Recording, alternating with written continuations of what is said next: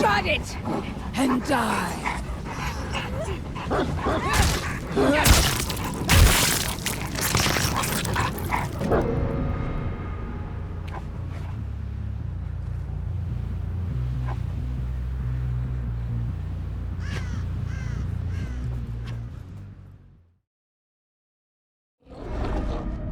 These lice-infested rats aren't worthy enough to spit on.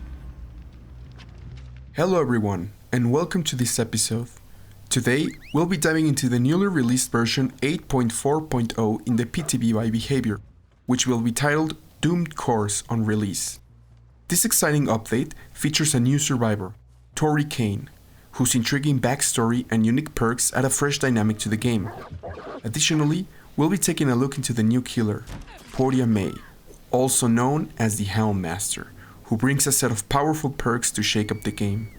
In this episode, we'll explore some of the lore from both characters, delve into the Houndmaster's abilities, perks, and add-ons, and examine Taurie Cain's lore and perks. Welcome, and I hope you enjoy.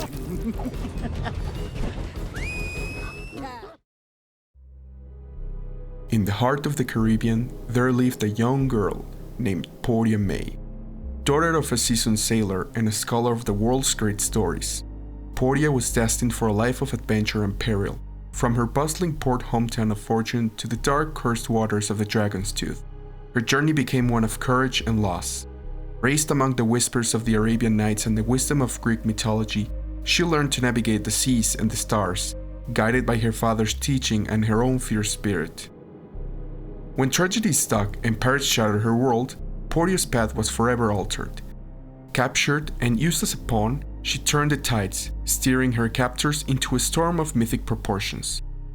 Stranded in a land of purple sands and unseen horrors, she survived on strength and the loyalty of her beloved dog, Snug, who had been the runt of the litter and her constant companion was more just than a pet. He was her most loyal companion. However, Snug suddenly vanished, as if he had only been a figment of her imagination. Driven by vengeance, Portia eventually found her ship, Nightstream, and continued her quest to hunt down Malak. In a climatic encounter, she captured Malak's son, Tariq, and served him to Malak in a gruesome feast. And just as Malak was about to meet his end, Portia heard an impossible sound, Snug's bark, calling to her once again.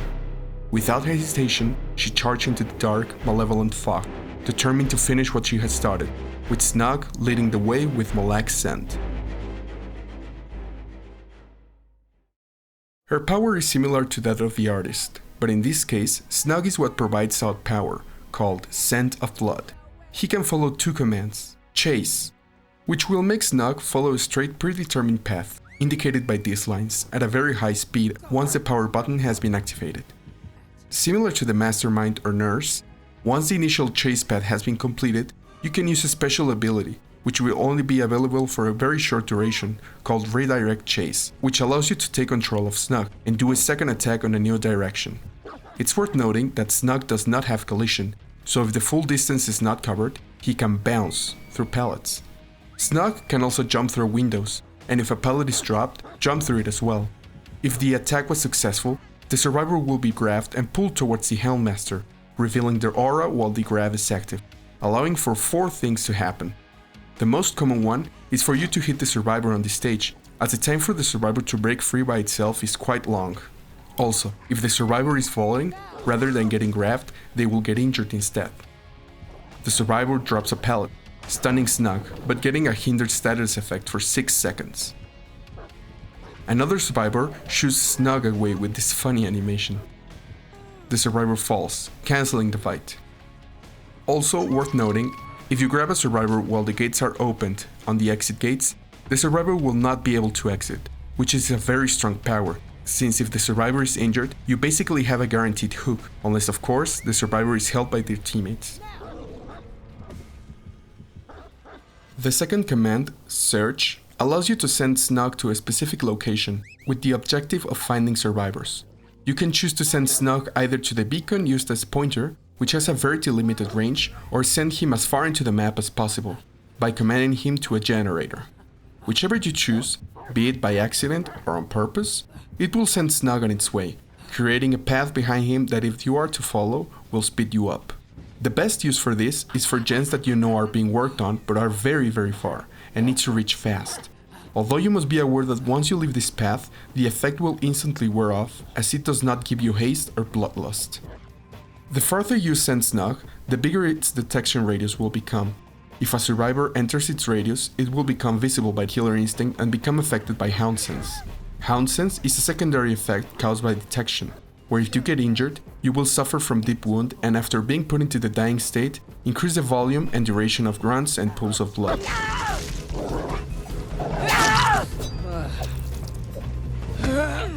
Her powers are strong, and the skill setting for the use of Snug can be tricky, especially because of how he can bounce off walls and get redirected. But once you grab a survivor, you almost have a guaranteed hit, so the biggest counterplay for survivors in this case is to either being close to pallets or simply learning to dodge the dog. Just with killers like Slinger or Huntress. The search ability is very similar to Knight's, except, and since the dog starts making noise when approaching, you have enough time to remove yourself and get in an undetectable distance. The only thing to be aware of is the terror radius, as even though you may avoid the dog, the Houndmaster might be closing distance very fast with its trail left behind.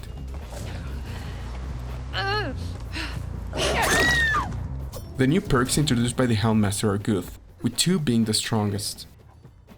All Shaking Thunder is a very strong perk that allows the killer to increase its range for lunging by 75% for 8, 12 or 16 seconds accordingly. It has a cooldown of 5 seconds. Now this perk is at the moment of the PTB, I'd say a little overpowered. It would be crazy if Behavior kept this perk as is for the final release, because for 16 seconds without any kind of tokens and with such a short cooldown, you are getting a very strong power. In combination with perks like Coup de Grace, we can get a launch of up to 155%, if not more with killers like Myers on tier 3. No Quarter, which has more of a passive effect and works exactly like Sadako's Merciless Storm, but for survivors that are healing themselves at 75% progress and until they finish. If they fail or interrupt it, they will become broken for 20, 25 or 30 seconds. It might work, but in the end it can have a little bit of an unnoticeable effect like Septic Touch or Coulrophobia, and might only work in very specific scenarios.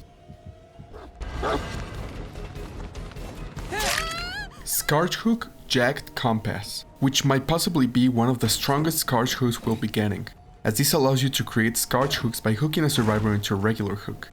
This means that if you get a bot RNG, you can basically rotate them to the areas that would work best for you. Also, if you hook a survivor into a Scourge hook, the generator with the most progress will have its aura revealed in yellow for 6, 8 or 10 seconds. This perk will probably become one of the most used Scourge hooks, precisely because of the repositioning aspect.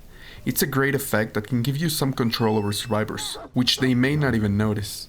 It can also have a great effect when mixed with perks like Pain Rest, Pop Goes the Weasel, Oppression and Eruption. As for her add-ons, we have a couple that are too strong for their rarity, and even then, their effect gives you a very big advantage, even more than some perks. We can expect to see some significant nerfs on this section when the chapter releases, but let's take a look. I will only talk about the stronger ones, as the rest are the usual X% faster thing or X seconds quicker thing, that are present in most killers and don't give much of an advantage anyways. Knotted Rope, extremely strong add-on for being a yellow add-on, reducing cooldown of basic attacks against survivor injured while in the dog's graph by 40%. Ship Figurehead, while the dog is following you, terror radius is increased by 8 meters. When the dog is away, terror radius is reduced by 8 meters. Works very similarly to Monitor and Abuse. Marlin Spike. Survivors within 20 meters of the dog become afflicted with Hound Sense when a dog grab starts. This one can be particularly effective when you are dealing against group players that position themselves around a survivor to attempt and go for a save. This add-on can be really good for snowballing. Gunpowder Tin. Increases the action speeds of breaking pallets, breakable walls, and damaging generators by 40% for 20 seconds when at least one survivor becomes afflicted by Hound Sense. This add-on, paired with say Trainer's Book, which increases Hound Sense duration by 35%, can become pretty good when you want to do a couple of things to trigger other perks, and free up a path a lot faster than you would normally. As for the two iridescent add-ons, I'd say they are pretty good for the rarity. Iridescent Wheel Handle, it increases the lingering time of Snug when he reaches a search destination by 20%, while he is commuting to and from, we become undetectable, but when trying to gain speed when on the trail, we'll remove the undetectable status instead. Torn Novel. While aiming the chase redirect, the arrows of survivors within 10 meters of the dog become revealed, and upon reassuming control of the Houndmaster, the arrows of revealed survivors remain shown for 2 more seconds. Good work. Extra chum for you after.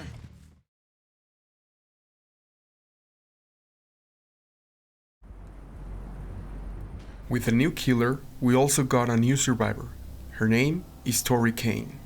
Cain was born and raised in Glasgow, homeschooled alongside her brother Ewan by their parents, who were dedicated members of a secret society known as the Disciples of the Black Talon. This ancient cult worships a deity called the Black Talon and believes in transcending mortal existence through its guidance.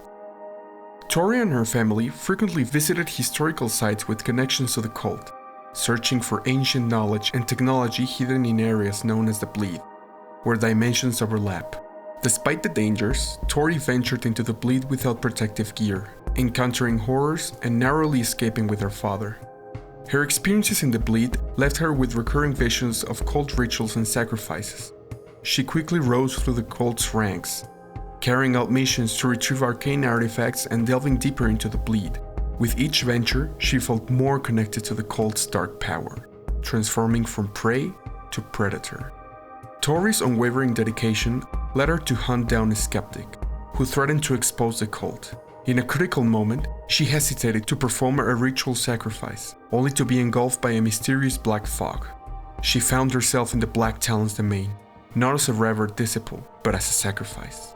Her story is impactful in the game as she is the first survivor to be a part of a cult dedicated to the entity, and to mention the Bleeds, which are like the overlaps mentioned in different entries throughout the archives. As for her perks, they are okay, with only one that is very strong and designed for parties. Invocation, Treacherous Crows. After a while, we finally get a new invocation perk. In my opinion, we can now form a more solid idea on what the whole invocation thing is about, but let's check out the effect first. As is with any invocation perk, we need to complete a ritual in the basement for 60 seconds, after which we will become broken for the rest of the match. And all players in the trial will be able to see the killer's aura every 1, 1.5 or 2 seconds, whenever a survivor is inside its terror radius and the killer scares a crow. This effect of course does not apply to undetectable killers, and even though it's not something you'll be seeing a lot through the entire trial, it can help guide you every now and then on where a chase is happening, and most importantly, where the killer is, since they don't necessarily need to be chasing in order for this effect to become active. Clean Break. After you finish healing a survivor, while being healed by another survivor, we press the ability button 1, and we become broken. After 80, 70 or 60 seconds, we become healthy. I'd say this effect is pretty unremarkable, as add-ons like a medical syringe, perks like adrenaline, or even plot twist have a similar effect. Although I guess with this perk it can work if you're doing gens or want to risk looping the killer while this effect becomes active. But I don't see it getting used that much, but we'll have to see, since it might change on final release. Shoulder the Burden. This perk has the strongest effect of the bunch. When you're not on that hook, press the ability button 2 when unhooking a survivor. They will lose 1 hook state, and you will gain 1 hook state. You will also become exposed for 30, 25, 20 seconds, and scream. This perk is a double-edged sword, as if you get downed after using it, you are on that hook. But for the survivor that gets a stage removed, it's a perfect opportunity to either keep chasing or avoid dying quickly due to tunneling. We won't probably see much of this perk unless we're going against group players, as survivor friends typically have a person that is good at duping, and keeping them alive is a great way of securing a 4-man escape. And paired with perks like Deliverance, we're basically looking at a new combo for high MMR groups. Cosmetically, I'd say I really like what Cain is all about and when she adds to the game lore-wise. I can't imagine what type of new stuff she'll get that can expand what we know already. As for the Houndmaster, her design is good and easily recognizable as originating from the Caribbean, but I personally feel she's too human. like School Merchant. But we'll probably get some really nice cosmetics in the future. It's important to mention that what was covered in this video is what's available in the 8.4.0 PTB and is subject to change on final release. I hope you enjoyed this video and I'll see you in the next one. Thank you for watching.